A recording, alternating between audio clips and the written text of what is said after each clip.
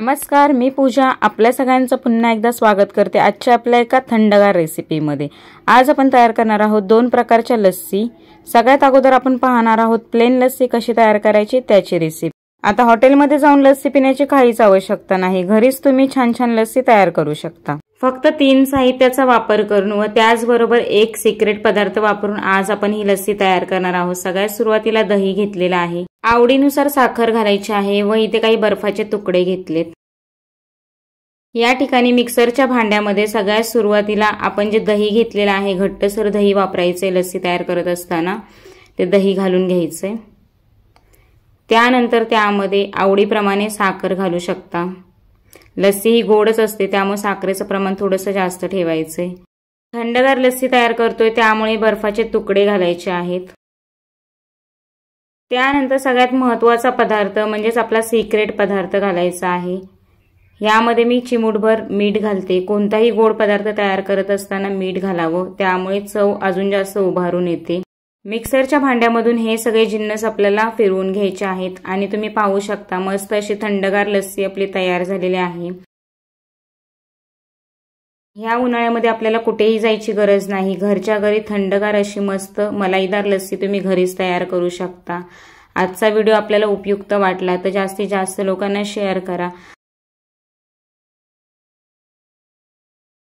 लस्सी ग्लासमध्ये ओतून झाल्यानंतर त्यावरती मलाई घालून घ्यायची आहे। ज्या पद्धतीने हलवाईकडे तुम्हाला लस्सी सर्व केली जाते अशाच पद्धतीने लस्सी आपल्याला सर्व करायची आहे व त्यावरती थोडीशी मलाई घालून घ्यायची।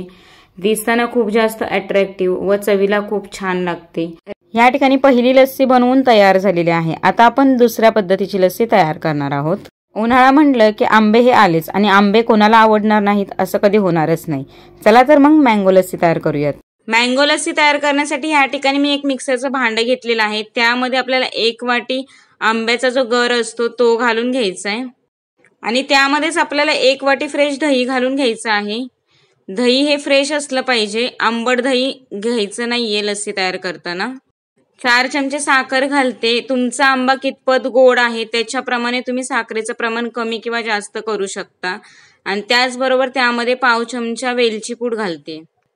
लस्सीची कन्सिस्टन्सी मेंटेन करण्यासाठी त्यामध्ये पाव वाटी दूध घालते आणि काही बर्फाचे तुकडे घालते।